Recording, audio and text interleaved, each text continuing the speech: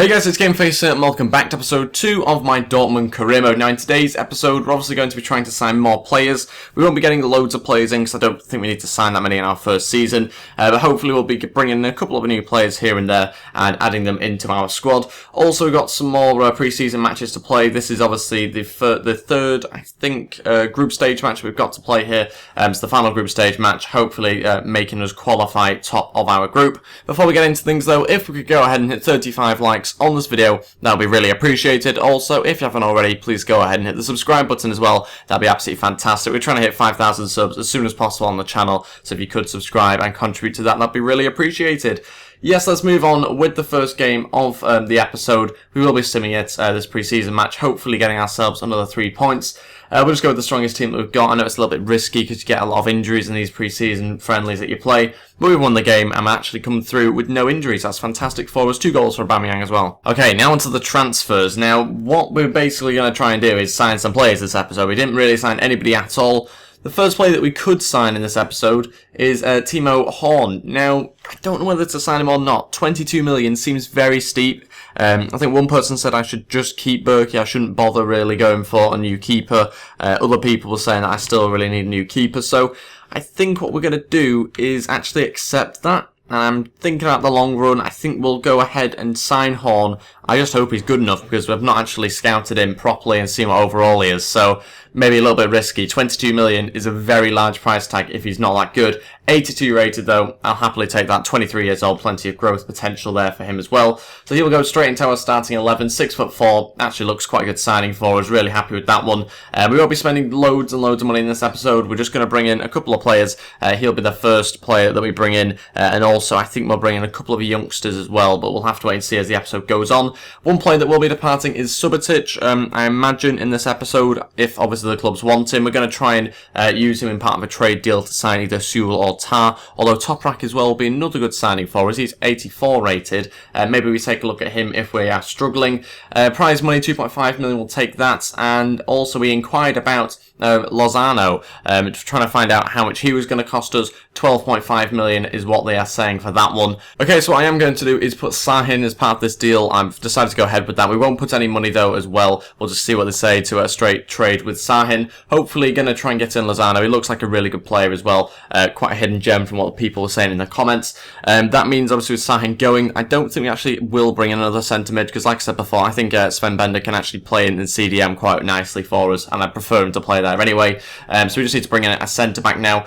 We scouted Burke as well in the last episode. That's come back in this episode. 68 overall at the moment. Obviously we can't sign him yet, but maybe one that we look to in the future. And Jonathan Tah getting his scout report back. 79 overall. Looks really good. So he's definitely a player we're after. We'll have to wait and see what they say to our most recent bid that we put in last episode. Okay, so we are going to set up the play drills now. We've gone with these 5 players. Sadly, I accidentally clicked to do more training drill and I'm not too good at them. So that's not really worked this week. But we have got the other 4 players to try and train up. Hopefully that goes a little bit better than when I tried to train more up.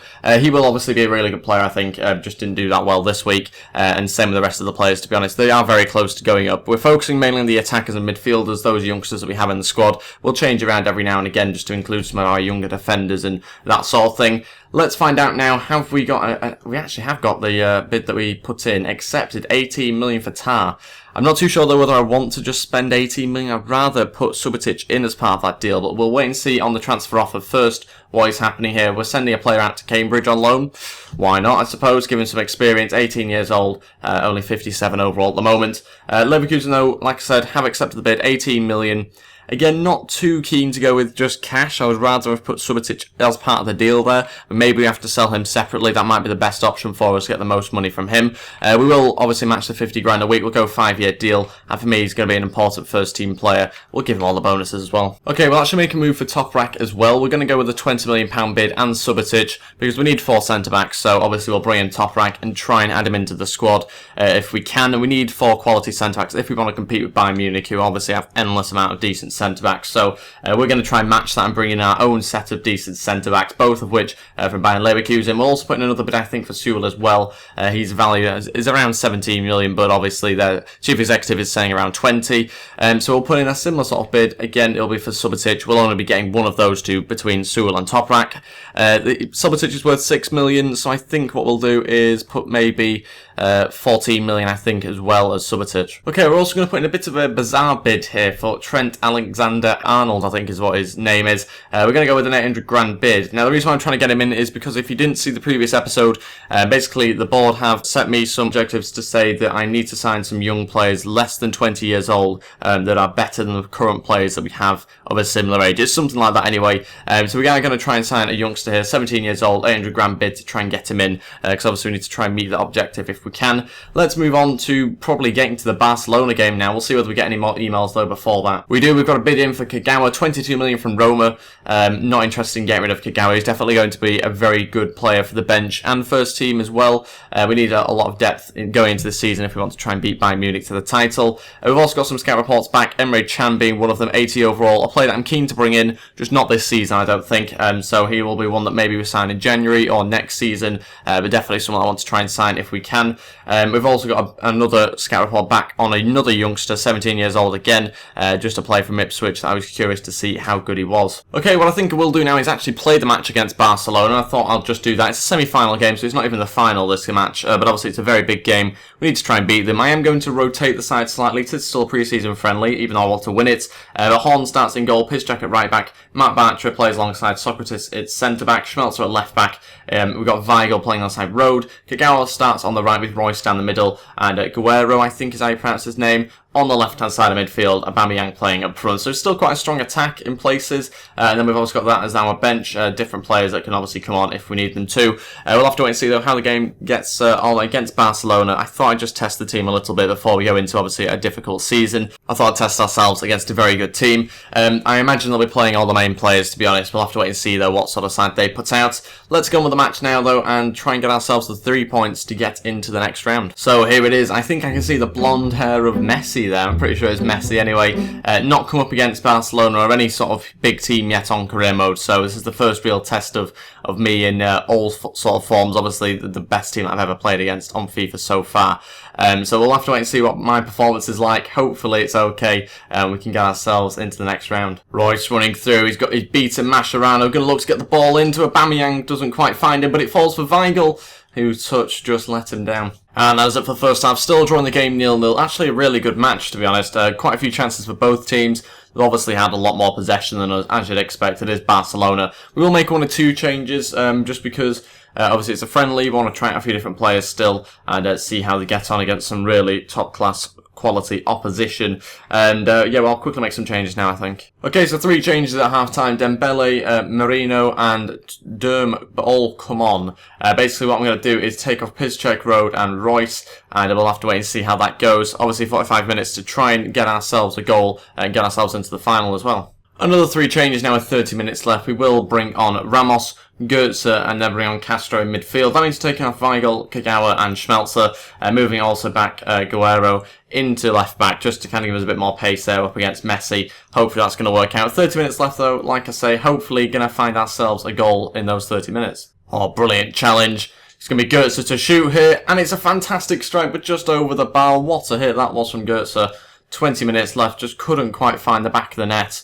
He's come on and looked really good so far, just over the bar though, so close to opening up the scoreline. Final change, I'm going to bring on Bender and take off Aubameyang. That means Ramos will move to strike, he'll move Castro onto the right hand side and Goetze will move slightly further back as well, just to make sure that they don't open us up here. It's so close to going to extra time and penalties. In fact, I think it might just be straight to penalties from these pre-season matches, so we'll have to wait and see whether we can hold it out for another 15 minutes. It's a good chance here though. Just as I say that, they score 13 minutes left, and it seems to be Suarez that's put them 1-0 up. Aubameyang looking to win it back here and get a shot away, but it takes a deflection out for a corner.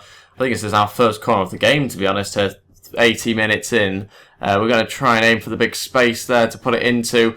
Socrates is up there, it's a decent header, but eventually saved by Suarez.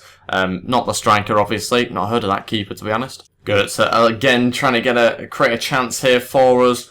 Gonna look for the ball into Aubameyang, nearly got there, but couldn't quite find his head. And that might be the final chance that we have, unless we can win it back in their half here. But Barcelona are quite happy to just pass it around the back, keep hold of possession and see the rest of the game out. And that is it, we've lost the game 1-0. There's no real shame losing to Barcelona. It was only 1-0 as well. We definitely matched them throughout most of that match. It was just kind of like the final sort of 15 minutes really, where they just outplayed us, found the gaps in between the midfield and defence, and it didn't quite work out. But I think we did quite well in that first half, especially considering the fact that we played quite an ambitious formation here. This isn't a defensive formation at all. If it was a competitive match, then I'd probably play 5 in midfield rather than having the centre attacking mid. I'd probably have another centre mid. But yeah, I think we actually did quite well considering the circumstances. So even though we have gone out, we don't get to the final. Going out to Barcelona isn't as bad as it may seem.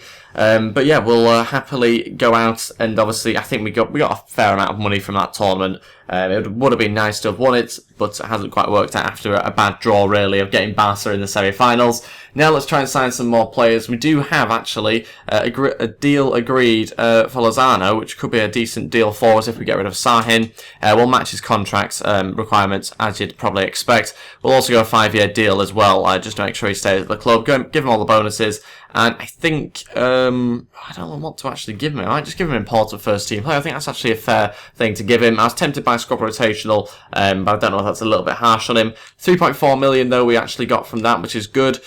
Sadly though, not getting to the final is a bit of a disappointment. We've got 26 million to spend still, which is a little bit more than I thought. We might even be getting the money through for the season tickets quite soon. I'm pretty sure you get money through at some point during this month for season tickets. We'll have to wait and see, though. It doesn't seem like we've received it just yet. So that could be a nice little boost to the transfer budget as well.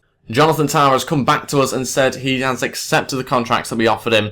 So basically what we're going to do with this deal is we are going to accept it. But obviously we are going to still look for another centre-back as well, because we're trying to get rid of Subotic as part of another deal. And Hoffenheim have come back and said they'll accept the bid that we put in, 14 million and Subotic, to try and sign Sewell. We'll go with the 50 grand a week that obviously he is after, and we will go with the 5-year deal as well. He'll be an important first-team player. Again, not too sure what overall he is, but I'm guessing around 78, 79, I think. That was roughly what it was, I think, last year. So I don't know whether it's changed too much or not. And we've got a scout report back on Selke. Now, he was one of the suggestions in the comments, but I've, to be honest, never heard of him. So I thought I'd just quickly scout him, see what he's like. 73 overall, 21 years old. Not someone that we'll be signing, I don't think, this season, although I could be wrong. 21 years old is a little bit of shame, given the fact that he's only 73. If he was 19, then maybe I'd buy him. But 21, maybe not just yet. We do have a transfer offer in for Ramos as well, 7 million from Cagliari. We are going to ask for more. We are possibly looking to get rid of him, potentially, although we'd need to sign another striker, obviously, as well. And I'm not really too sure whether we do have any that we've got shortlisted just yet. But we will ask for 11 million. I think that's a fair amount to ask for, to be honest. He's not a bad player, Ramos, just I don't know whether he really fits in with what I want to do this season. Liverpool coming back and rejecting the bid that we put in for Trent. That's 1.7 million that they're after now, and I don't know whether I really want to pay that just yet, so I'll go 1.2, and hopefully they agree to that deal. Leverkusen coming back and saying they're not interested in Subotic, and the deal I'm at as well was not enough, the 20 million. We don't obviously have 20 million to spend, so I don't think we'll go ahead with this deal, sadly. Toprak might be someone that bring in later down the line, who knows, if I decide to get rid of another one of the centre-backs, but not someone that I'll sign just yet, so maybe next season, if we have enough money. I think Sewell will be the more likely of the two. And speaking of Sewell, he has actually accepted the contract. He can join now if we have enough money. I think if I change around the budget, we might actually have enough money to sign him, but I'll sign this guy up first. Sahin going the other way, that's fantastic news for us. Adds a little bit more to the wage budget, but not much, to be honest. So Sahin going, he wasn't really in my plans at all. We've only really got 2 centre mids that we'll be playing at a time, so when we've already got 5 centre mids plus Sahin, there's no real need to keep Sahin, so we've got rid of him, and we'll quickly sign Sewell now. Sadly, we can't sign Sewell just yet. Look how close we are. We've got just about the right amount of wage. We need slightly more on the transfer budget, so we are going to have to wait a little bit, sadly, in order to sign Sewell, which is really frustrating. I was hoping to make another signing this episode. To be honest, once I've signed Sewell, I can't see me signing anybody else, really, in the rest of this transfer window, unless there's obviously injuries or anything like that. But to pretty much end the episode here, we'll quickly do some more player drills, hopefully more successful than they were last week, but it does take a few weeks to obviously get the overalls and the different attributes going up. Again, not a particularly successful week, but like I say, a few weeks' time, and we should have a lot of players going up. That is everything for this episode, though. Sadly, we didn't manage to sign Sewell just yet, but he will eventually join us, I'm sure, once we have the right amount of money. Chelsea again signing Vardy. That happened on my West Ham career mode, if you've not seen it already. The first 2 episodes of that are already out. That is everything for this episode though. Thank you all for watching. If we could go ahead and hit 35 likes on this video, that is really appreciated. Also, if you haven't already, please go ahead and hit the subscribe button as well. That'd be absolutely fantastic. Getting loads of subs recently. If you could add to that, then I would really appreciate it. We are trying to hit 5k subs soon. That is everything. Thanks for watching, and I will see you next time. Goodbye.